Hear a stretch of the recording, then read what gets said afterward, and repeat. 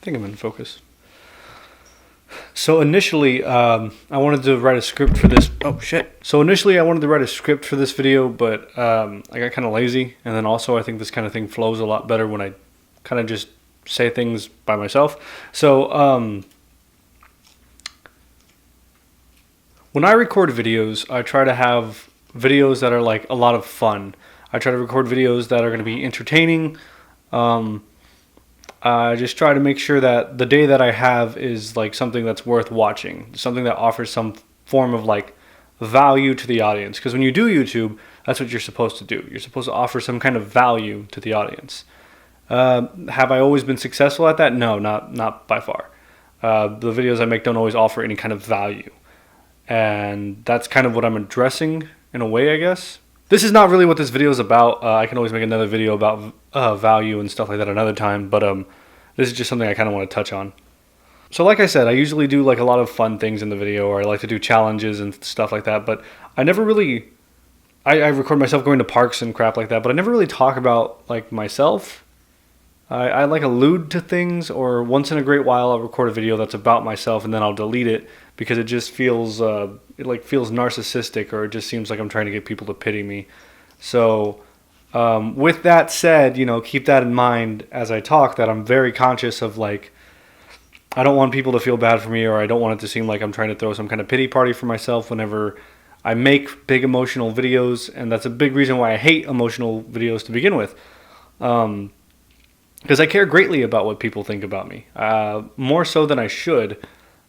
Like every little thing, I care what people think about me, and it's a bad quality to have, especially when you're trying to put yourself out on the internet, But anyways, the point I'm trying to make is that a few days ago I was talking to my mom, and she asked me straight up, like, why don't my videos ever have anything about me? They talk about the places I go or the people I'm with and things like that, but they never actually I never talk about me and like my journey and my growth and the things that I've experienced in life and stuff like that. And again, it just seems narcissistic to do that, but I'm going to do a little bit of that today, and I'm going to see if I'm comfortable enough to post it, and I'm going to see how people respond to it.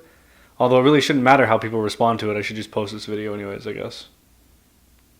I might do more of these in the future is what I'm saying. What this video is about is I kind of want to just give you guys a little update on what's going on with my health and things like that. I know I made a video a little while back about me having the heart attack and what all that entailed and like what happened to me exactly. And since then, I've been going to doctor's appointments, and I've been seeing specialists and things like that to kind of get a handle on everything and help me make a decision as to whether or not surgery or medication is the answer. And for a long time, I thought medication was the answer. And then for a short time, I was all on board not all on board, but I believed that surgery was the correct answer. And now I'm a little bit back to square one, but I'm a lot more comforted with being back at square one. And I'll explain why right now. I have to start from the beginning, though, because if I don't start from the beginning, I'm going to try to explain it, and I'm going to ramble, and you're going to be confused. So I hate that I like to talk with my hands, but to do that in this video for you to see it, I gotta come up here. It's like a weird thing. Anyways, so initially, let's start back when I was in the hospital. When I was in the hospital, there were two doctors that I was dealing with. One was named Dr. Abu Said, who is a intravenous cardiologist, and there's another one whose name was Laurencio, Dr. Laurencio, and he is a thoracic surgeon. I think it's Laurencio. So while I was in the ICU, there was debate between the two whether or not I needed surgery immediately, which is what the thoracic surgeon thought, or if I could go the rest of my life on medication, which is what the cardiologist thought. Me and my mom, we were really uncomfortable with the idea that these two doctors were kind of like not on the same page, and they were like a little bit of like against each other. Like the thoracic surgeon just really wanted to get in there and fix it, while the cardiologist thought that I could be perfectly fine on medicine. So because they were so torn, we thought it'd be best to get, a second opinion. So 2 days later, I was discharged from the hospital, and we went off to find a second opinion. We did our research, and we looked up a few doctors, and we ended up, my mom was leaning more towards surgery. I was not, but they wanted me to know more about the surgery. So the second opinion we got came from a surgeon, Dr. Davis, who is, from what I'm told by a lot of people, is one of the best thoracic surgeons here in the city. So that's really comforting but scary. So Dr. Davis believed that although the medication was doing really well, surgery was kind of a better recommendation, not because, this thing is going to kill me in the near future, but because without surgery, I'm at high risk for another heart attack. And the thing is that I'm only 26. So if I have the surgery now, I'm young and I'm strong, and there's a good chance that I'm going to recover very quickly, as opposed to being much older, having a second heart attack, and I might not survive that. So the idea is, why would I not have surgery? Why would I not fix it if I have an opportunity to fix it, and if I'm in the best position that I can possibly be to fix it?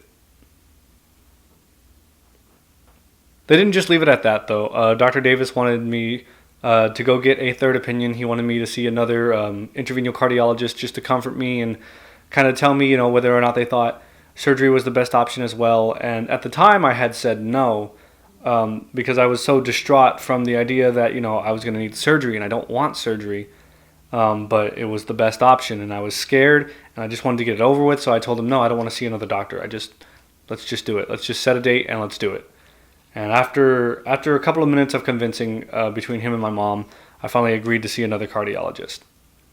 So with Dr. Davis' recommendation, we went to see a doctor called Dr. Martinez, or named Dr. Martinez. They don't just call him that. That's his name. We saw a doctor named Dr. Martinez, who was another interventional cardiologist. And I was less than impressed with him. He really didn't have much to say about my condition. He didn't really know a lot about my condition. He kept talking in circles. He wasn't really listening to the things I was saying. He wasn't really answering our questions. I just overall wasn't very happy with him. So when I was done meeting with Dr. Martinez, we let his assistant know, and his assistant let Dr. Davis know. And then Davis recommended us to a third cardiologist named Dr. Trivana. Right? I think it's Trivana. Triana. Dr. Triana. So set an appointment with Dr. Triana. And at that point, I'm just done. I'm done, and I'm sick of doctor's appointments. I don't want to see this guy. I don't want to tell my story again and again and again. Just to have him tell me the exact same thing we already know, and that surgery is probably the best option. But eventually I got there, and I went to go see Dr. Triana, and I was absolutely impressed. Just to get in to see Dr. Triana, the question, there were a lot more questions. There was like a bigger screening that I had to go through. They wanted a lot more family history and a lot more information on me. It was just a lot better. And then when the time came to meet Dr. Triana, I don't know, he spoke very confidently. He comforted me very well, and he reminded me of my original cardiologist, Dr. Abu Said, and I really like Dr. Abu Said. I think he's a great doctor, and I like working with him. And Dr. Triana felt the exact same way.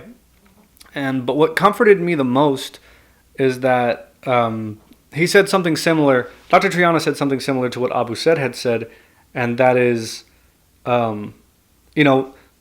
medicine, we can do medicine for a long time until it fails and then move to surgery.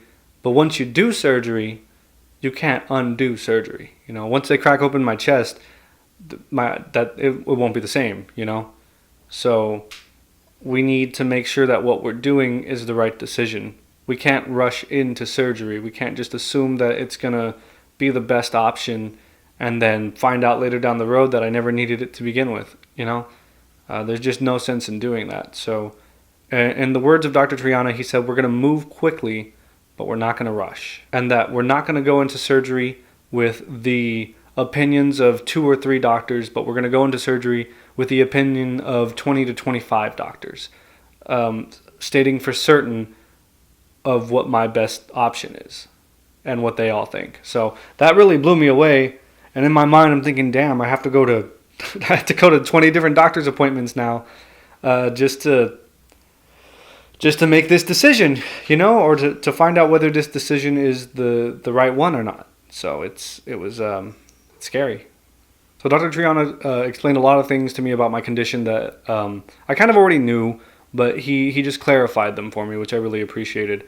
It makes me feel better. And the thing about my condition is that every time I get like a checkup or something, it becomes more and more rare, it seems. And from Dr. Triana's words, apparently what I have is only found in like 3 out of every 1,000 people. So it's pretty rare. And it's like I'm slowly becoming a superstar in the medical field because there's just other doctors hearing about me and talking about me. And it's weird to think that my condition is so rare that it's worth talking about. I don't know. It's just weird to me. It's really, really weird. It's as far to the point where I think it was Dr. Triana's nurse who told my mom that there's a small chance that I'd probably end up in like some kind of medical journal or something like that. Someone's gonna write an essay about me or some crap because it's such a weird occurrence. And what makes it so rare is not only the way that my you know, what is that damn, the way that my artery is buried, but also the fact that I had a heart attack from it. The idea that I have a heart attack and that I played sports and that there was no prior like condition to causing it or anything like that, like the idea that it just showed up randomly and was so severe and so like I guess later on in my life is just a very strange occurrence. And then what's weirder about it all is that I feel fine. I feel absolutely fine. Like I'm not like always drowsy or groggy, or I don't always have constant chest pains. I get some discomfort, but like I feel 100%. Like I feel on top of the world. But of course, I've been out of work the last couple of weeks, so I'm not really stressed or anything like that. So that could be a major contributing factor as well. So the current plan that we have, because I mentioned that we're going to get 20 to 25 doctors' opinions, and there's a way that we're going to do that without me having to go to a bunch of doctor's appointments. Come Thursday, they're going to run a stress test on me, which from the description they gave me, basically they're going to put me on a treadmill. They're going to push me to a certain limit, and then they're going to pump me full of what's called an isotope. I don't know what that is, but it sounds like it's going to hurt when it goes in. Hopefully not. So they're going to pump me full of isotope, and they're going to run an EKG, and they're going to see what the readings say. So they're going to run a stress test on me on Thursday. Friday, I'm going to go back to the hospital, and I'm going to attend a meeting or like a seminar thing that they have every Friday where 20 doctors who either specialize, study, or have special interest in cardiology from like a wide range of doctors, and they're all going to be there at once. There's going to be about 20 of them, he said, including they're going to invite my cardiologist, Dr. Abu Said, and I'm going to sit down. They're all going to interview me for about 5 minutes, and then I'm going to leave. They're going to talk to me, and a week later, I'm going to go back and see Dr. Triana, and he's going to tell me what they all think. So that's how we're going to get our 20 to 25 different opinions from specialty doctors and professionals on what it is they think that I should do and what my best course of action is. And, you know, given the circumstances and the things that I've been told, that's still really scary because, I mean, either surgery is my best option or my best option is to stay on the medicine for the rest of my life and possibly, you know, still be at risk for another heart attack but be medicated for it. Or have surgery and then also have all the same risks that come with surgery and that come on down the line, like with the scar tissue and things like that. Like they're probably going to have to crack me back open to fix something else. It's just, there's risks either way. And what sucks about it all is that I didn't ask for any of this. You know, it's not like I went outside without a jacket, caught a cold, and now I have pneumonia and it's my fault. You know, that's a really bad example, but you get me. Like, I didn't ask for this, and that's probably the most frustrating thing about it all is that I didn't. It's nothing that I did. It's just something that's always been a part of me, and something that's always been sleeping in me, I guess. But better now than later, I guess, is what the lesson is here. And the fact is that no one can give me like a straight answer on what the right idea is, because there is no straight answer. It's a rare condition. It's a rare problem, you know, and so no one can say with certainty what the best option is. In my head, it still seems like surgery is the best option in the long run, but in my heart, I'm really hoping that's not the case, because nothing will scare me more than surgery. Anyways, that's my pity party. That's the video that I wanted to. This is you know, a very real video that I wanted to share with you guys because I don't make these often because I don't like to. You know, I don't want y'all to I don't want people to pity me. I don't like to, as weird as it might sound, I don't always like to be the center of attention for things like this. But it is what it is. I'm going to post this video and I'm going to regret it, but these are things that need to be said because it's important that when I look back on my videos and I look back on my life, that I not only see like the places I went and the cool parks I checked out, and one time I went to the art museum. I guess it's more important to see like where I stood and compare it to where I'm standing at that current moment, and learn something from it. Anyway, if I go down that road, I'm just going to be talking for like another 45 minutes. So, thank you guys so much for watching. I hope you enjoyed the video. Why are you yelling at me? Okay. I hope you guys enjoyed the video. If you want to see more videos like this, let me know. Maybe I can share some more personal stuff about myself. Maybe some funnier things. Things that are less serious and less about my life-threatening condition. Anyways, you guys have a great night. Have a great day. And hug somebody you love, for God's sake. All right. Y'all have a good one.